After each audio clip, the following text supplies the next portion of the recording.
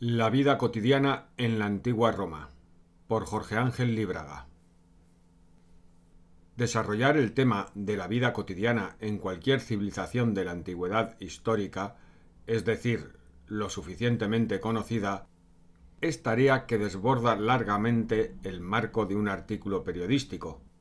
Por eso, tocaremos puntualmente los temas que permiten una reconstrucción actualizada de lo que hoy se sabe de la antigua Roma, con elementos que, desgraciadamente, aún no se han publicado totalmente en la lengua en que escribo.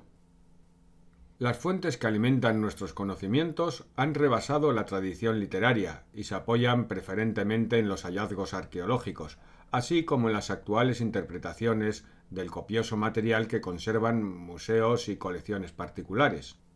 Es evidente que se ha aumentado la certeza interpretativa al agregar al estudio de estatuas y bellos objetos el análisis de otros pequeños testimonios y hasta de basurales que fueron despreciados hasta la primera mitad del siglo XX. También prestaron su ayuda los cateos físicos, químicos y radioactivos, así como un cambio psicológico profundo que aún está en marcha y constituye, esencialmente, la no observación de los restos del pasado como algo que forzosamente debe ser inferior al mundo en que vivimos, pues ya no creemos que nuestra civilización sea la corona de todas sus antecesoras, sino más bien una forma más dentro de la inmensa cadena experiencial humana. Y tal vez lo más importante es haber podido concebir que, aunque un avión a reacción pueda trasladarse a 4.000 o más kilómetros por hora para batir a sus enemigos y un antiguo carro de guerra no superaba los 40, esto no significa que quienes son y fueron sus conductores estén separados por la misma diferencia, que lo que realmente ha evolucionado es la máquina, pero no el hombre, por lo menos en grados tan claramente perceptibles. Este simple pero trabajoso cambio del enfoque psicológico en la observación e interpretación de los objetos arqueológicos ha permitido recrear la historia, si bien no en los acontecimientos a los que desde siempre se les dio gran importancia, sí en todo lo demás. Técnicas de construcción, redes de caminos, maquinarias, armas, alimentación, vestuarios, creencias, superposiciones, uso de cubiertos y mobiliario, higiene, medicinas, gustos pictóricos y musicales, juegos y deportes, estados de ánimo, humor, condiciones de trabajo, etc. Así no voy a abrumar a mis lectores con laboriosas explicaciones sobre cómo se alzó la cúpula, aunque sea la más grande del mundo, del Panteón de Roma, ni sobre los misteriosos etruscos que pasaron, especialmente los astrológicos, a la religión romana propiamente dicha, sino que me limitaré a mostrar la vida cotidiana hace unos 2000 años, en una ciudad y en la campiña del imperio. Comenzamos afirmando que esas personas vivieron de una manera muy semejante a la forma en que lo hicieron en el siglo XIX, y en buena parte a como estamos viviendo nosotros mismos. Por paradoja, el llamado mundo clásico está mucho más cerca de nosotros, de nuestras creencias y de nuestras dudas, de nuestros gustos, trabajos y ocios, que el mundo medieval, del que nos separan 500 años. La sociedad de hace 2000 años en el Imperio Romano es activa, metódica, inquieta, bastante descreída y abierta a todo cambio, amante de las novedades y las modas. Cuida la salud y la limpieza de su cuerpo con esmero. Está perfectamente legislada y controla desde lo político a lo tributario, inclinada a los viajes turísticos a lugares antiguos, a tener en casa colecciones diversas y a las ruidosas diversiones que, a través de las brillantes noches, llegan hasta el amanecer. En Roma y las grandes ciudades existen jardines botánicos, zoológicos, museos, exposiciones de pintura y escultura, juegos florales, literarios y musicales. Y hoy sabemos colecciones de piezas de animales prehistóricos, como la famosa del emperador Augusto. Todo está debidamente inventado, desde el número de piedras utilizadas en un acueducto hasta los elementos de la mochila del soldado. Las amas de casa llevan o hacen llevar una estricta contabilidad.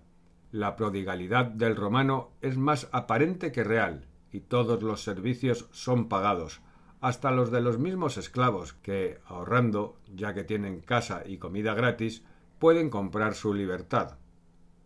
Taxímetros marcan las distancias de los carros de alquiler, registrando el número de vueltas de sus ruedas, y también los hay, si bien menos exactos, para barcos como el conocido Servicio Fluvial del Nilo en el área de Alejandría.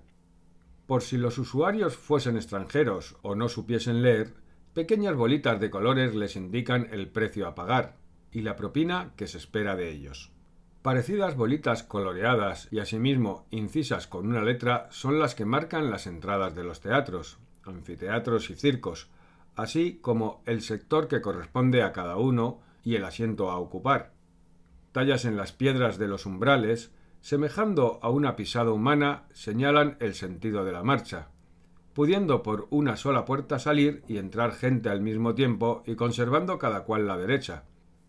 Igual sentido tiene el tráfico general de vehículos en carreteras, y en lugares que entrañaban peligro de deslizamiento se cavaban huellones profundos que, dado el ancho entre las ruedas regulado en todo el imperio, actuaban como vías de encastre a la manera de las actuales muescas de la de los trenes. La ciudad. El imperio más grande y funcional del que tenemos memoria ha sido el romano, y partió de una ciudad, Roma. Los oradores comenzaban sus arengas gritando «a la ciudad y al mundo», adelantándose con ello al concepto urbanístico de relación de campos psicológicos que, teniendo como base el hogar, encuadran al hombre en su proyección imaginativa hacia la ciudad y el mundo, recién alcanzado por los especialistas en los últimos decenios del siglo XX. Todas las ciudades construidas por los romanos o modificadas por ellos tenían una forma perimetral aproximadamente cuadrada. Las cruzaban grandes avenidas, Decumano y Cardo, que las dividían en 4 segmentos de tamaño progresivo. 4 puertas principales les daban entrada y salida sobre los flancos, y su división interna se hacía en base a figuras geométricas cuadriláteras, de manera que las calles interiores fueran lo más rectas posibles y de fácil circulación. Esta distribución, verdaderamente natural y tan perfecta que aún nada ha logrado superarla, provenía de los campamentos militares, que los ejércitos en marcha levantaban cada noche que acampaban, o en los periodos de invierno, cuando las tropas quedaban inmovilizadas por razones meteorológicas y estratégicas. Pero había una excepción: la propia ciudad madre, Roma. Es que esta urbe, que en tiempos del imperio llegó a albergar no menos de 1.220.000 personas, tuvo su origen remoto en el considerado mítico hasta hace pocos años Eneas, el despojado príncipe troyano que escapó de su ciudad en ruinas llevado por los presagios de la fundación de una nueva Troya. Así, a finales del segundo milenio antes de Cristo, habría desembarcado en un punto cercano al río Tíber, siendo acogido por el rey latino. Eneas se casó con su hija y fundó la ciudad de Lavinio. Julio, hijo de Eneas, fundó Alba Longa, en la cual, a lo largo de unos 400 años, reinaron 14 reyes. Al final de muchas peripecias apareció Rómulo y Remo, quienes fundaron una ciudad a semejanza de las anteriores, arcaica, aunque ya la llamaron Roma cuadrada, con 4 puertas. En un duelo, Rómulo mató a Remo y durante las festividades de Palas quedó oficialmente fundada la nueva ciudad en el 754 a.C. Se le conocen 3 épocas: la monárquica, del 753 al 509 a.C., la republicana, del 509 al 27 a.C., y la imperial, 27 a.C. al 476 después de Cristo. Luego vendría una larga agonía en que la esplendorosa Roma quedó convertida en un vasto basural y canteras de piedra, habitada en plena Edad Media por menos de 30.000 personas. En la época de Augusto y en los comienzos de nuestra era donde nos colocamos, la vida cotidiana refleja subconscientemente estas tres etapas.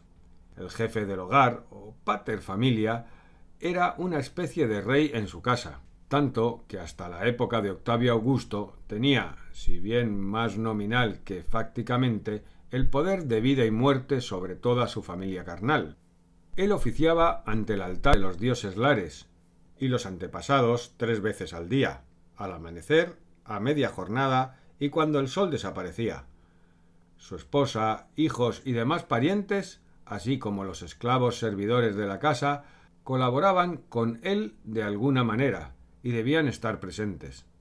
Por otra parte, el pater familia estaba muy abierto al diálogo y en las sobremesas romanas se trataba todo tipo de temas. Al caer la noche, luego de la cena, solían informar a todos de las novedades del día, de los rumores y de lo que el diario oficial había publicado. A su vez, era un emperador en pequeño, que recibía un trato cariñoso, pero en lo formal, sus ropas y actitudes, su mobiliario y joyas resaltaban su condición especial, que se percibía a simple vista.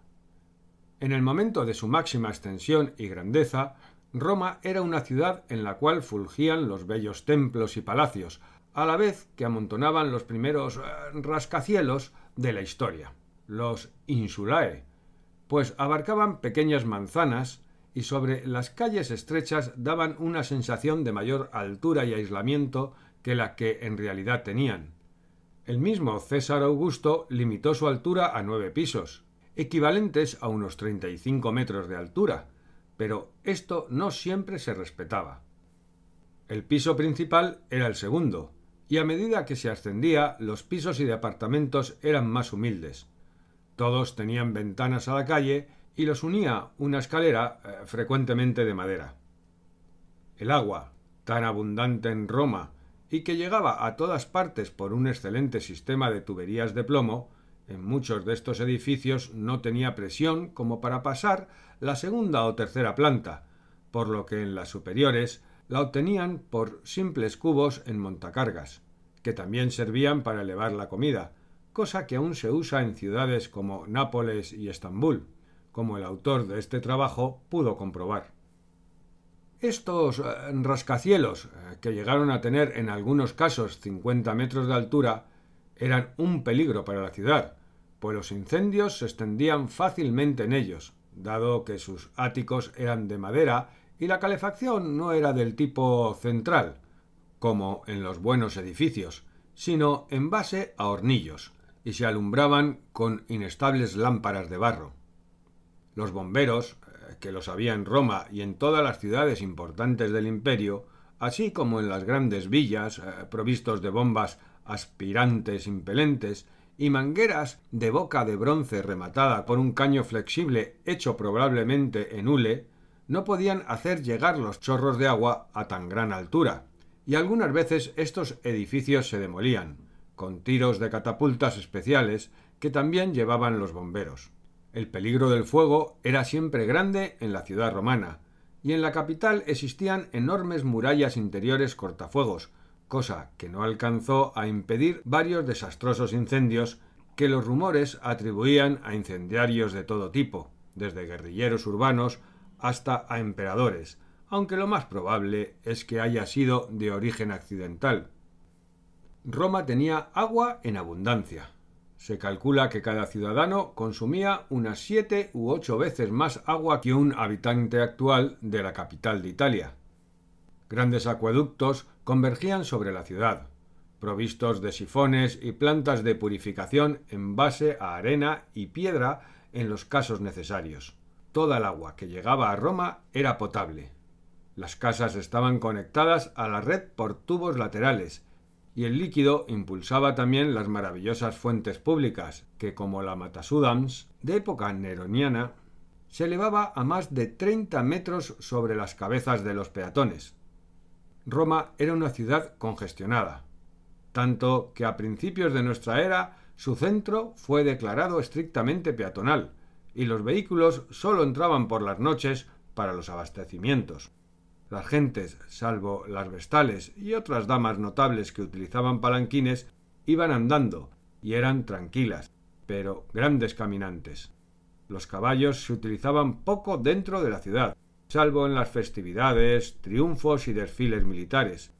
Esto se había promovido en época imperial para mantener la higiene de las calles, que eran lavadas y barridas cada noche, pues no existía un servicio especializado en recolectar los desperdicios que solían amontonarse en espacios delimitados en cada manzana. Por lo demás, las alcantarillas eran enormes, lo que impedía inundaciones. Testigo de ello es la Cloaca Máxima de Roma, de probable origen etrusco-romano, fabricada en piedra en base a arquería de medio punto, que aún funciona perfectamente, después de unos 25 siglos de uso. En ciudades como Pompeya, relativamente pequeñas y con bases pétreas, las rejillas de desagüe eran escasas, y en los cruces de las principales calles había aceras de piedra que unían las otras comunes con espacios para que pasasen encarriladas las ruedas de los carros. Para la noche, la ciudad contaba con un alumbrado público en base a farolas de bronce, cilíndricas cuyos velones se protegían, a manera de vidrios, con pantallas de vejiga de cabra enceradas, lo que las hacía traslúcidas y de difícil rotura. A su vez, las casas tenían en su puerta lámparas equivalentes o antorchas de muy larga duración. Los transeúntes, a pesar de que la ciudad estaba muy vigilada por un equivalente a la actual policía, solían estar precedidas por servidores con farolas o antorchas. Toda ciudad estaba dividida en barrios, y había algunos de mala fama, por los cuales no era prudente transitar desarmados.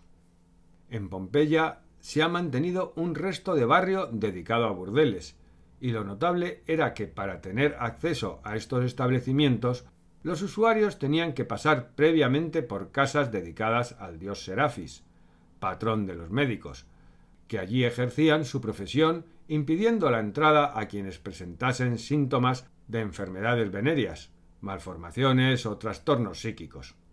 Estas casas públicas estaban anunciadas naturalmente, como si expediesen cualquier otro servicio, y tenían una zona estrictamente restringida dentro de la urbe.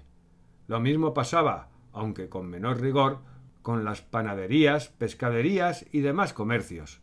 Aun las fastuosas casas de los ricos solían tener a ambos lados de la puerta principal locales comerciales que alquilaban, y en los fondos pequeños huertos, gallineros, conejeras y similares elementos para que sus habitantes no dependiesen exclusivamente de lo foráneo en su economía y alimentación.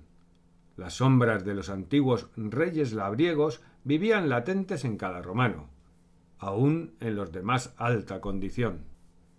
Todos sabemos de las impresionantes termas, verdaderos monumentos palaciegos a la higiene y al ocio, que encerraban, además de sus instalaciones propiamente dichas, bibliotecas, exposiciones de pintura y salitas de concierto. Aparte de ello, muchas casas romanas solían tener retrete y baño.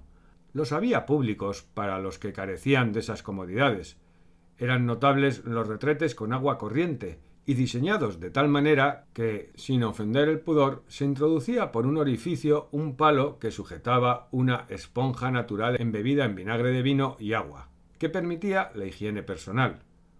Por lo que sabemos, este servicio existía solamente para hombres, y en cuanto a las llamadas termas, tenían horarios diferentes para damas y caballeros. Todos estos servicios eran gratuitos y recompensados tan solo con propinas.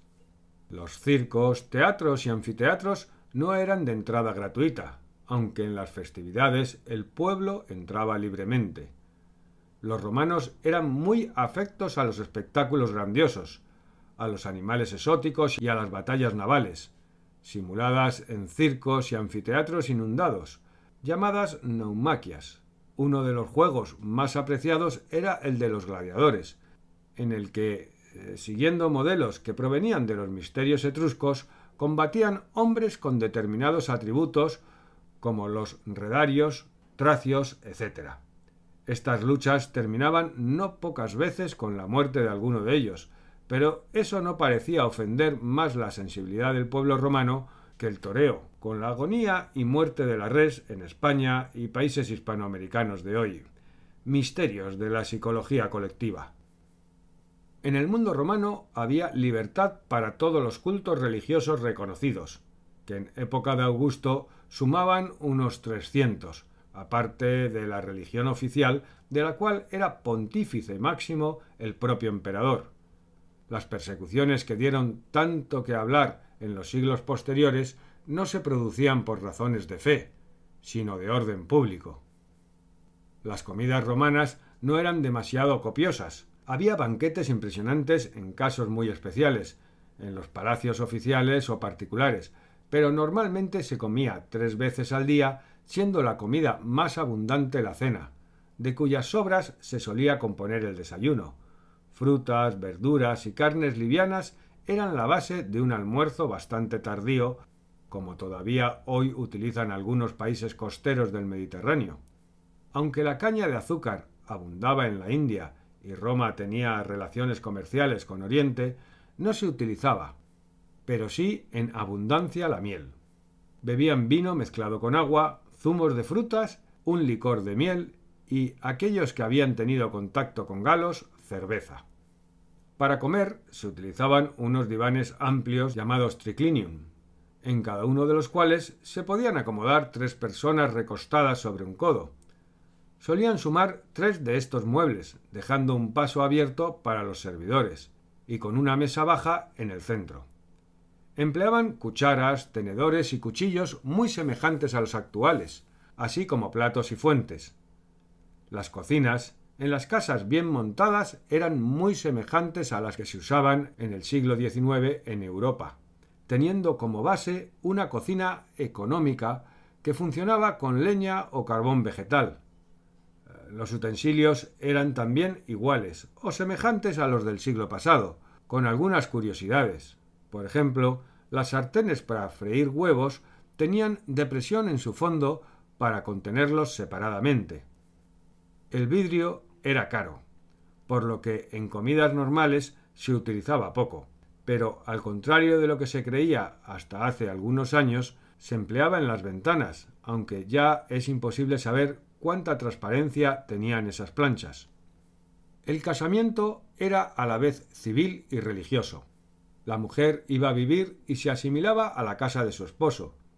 Existía el divorcio cuando había mutua voluntad o por causa de inmoralidad comprobada. Los impuestos eran mayores para los solteros, pues Europa en general, salvo las Galias, tenía una población escasa. En todo el imperio, sobre 3 continentes, los censos no registraron más de 100 millones de habitantes.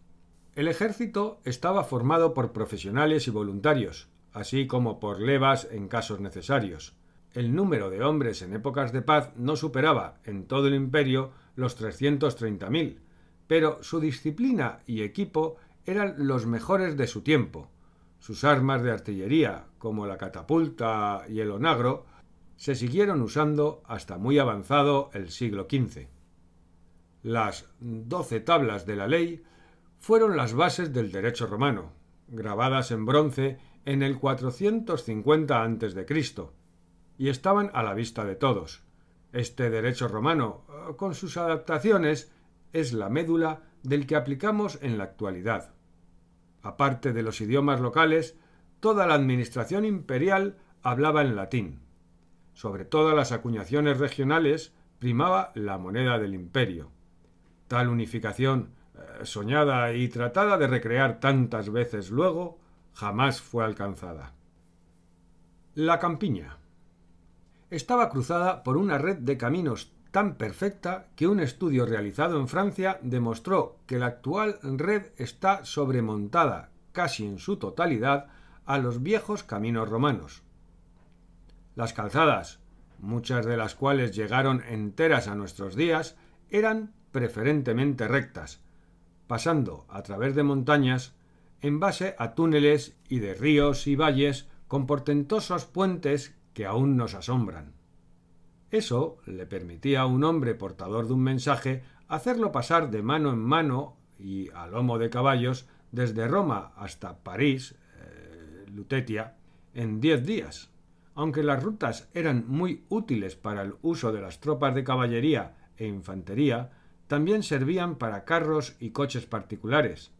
Había unos carros-buses, de los cuales hay una excelente reproducción en el Museo de Colonia en Alemania, que llevaban incorporado un retrete y camas.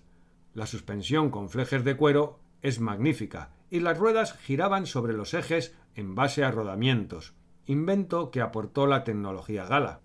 Del mismo origen eran las trilladoras mecánicas, que cortaban y acomodaban las espigas, tiradas por un asno y manejadas por un solo hombre.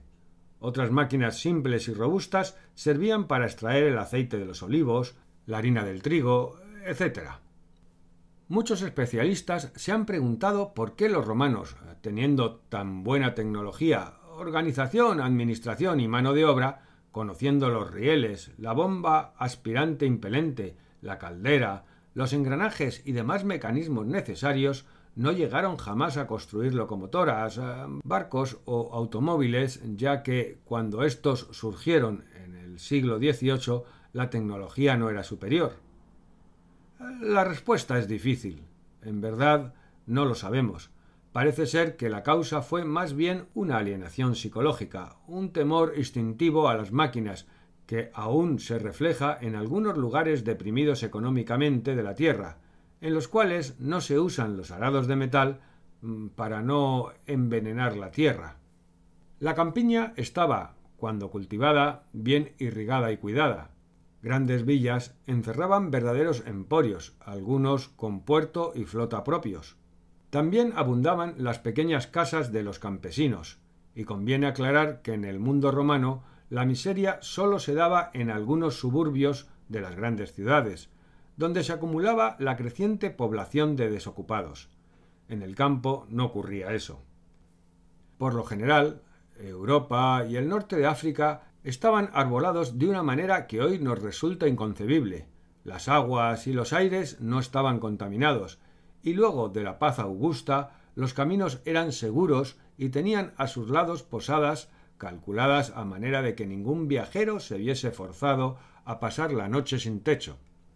Los recónditos templos de los misterios y las cavernas sagradas, así como los bosquecillos dedicados a las divinidades, daban al todo un hálito de religiosidad que en las grandes ciudades ya se había perdido, en buena parte en manos de los aparatosos cultos oficiales y de los filósofos, que siendo sofistas muchos de ellos, sembraban la duda en las almas y la vacilación en las inteligencias. No podemos cerrar este trabajo sin referirnos muy brevemente a las causas que precipitaron la caída del Imperio romano. A medida que la cultura y civilización de Roma se extendieron, se mezclaron con otros elementos, algunos positivos y otros negativos. No es cierto que Roma haya carecido de inventiva y lo debiese todo a los griegos. Roma tenía su particular inventiva, volcada a lo social, que le permitió hacer llegar a millones de seres humanos lo que antes estaba reservado a unos pocos. Además, las últimas investigaciones arqueológicas demuestran hasta qué punto la civilización etrusca, los samnios y otros pueblos influyeron en sus orígenes.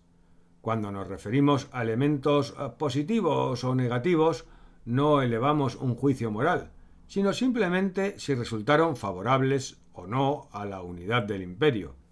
Esta unidad estuvo siempre más o menos comprometida, y las guerras civiles en tiempos de la República y del mismo imperio debilitaron las riquezas espirituales, morales y materiales.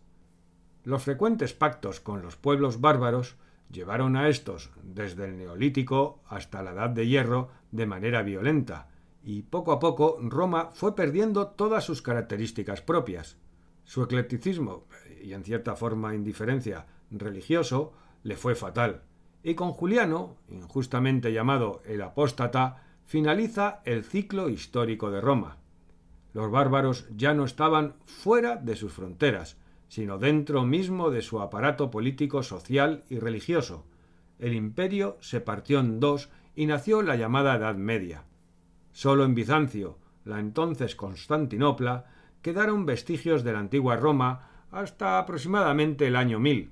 Tras las cruzadas, quedó una ciudad en ruinas detrás de imponentes murallas, a merced de los turcos, que la tomaron en el siglo XV, con la complicidad de media Europa, dando fin a la Edad Media.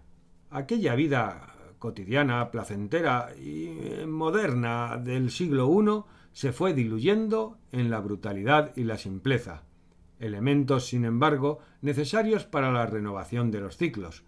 Es probable que también a nuestra civilización le toque la hora de la desintegración para que las tierras, las aguas, los aires y los hombres vuelvan a ser puros.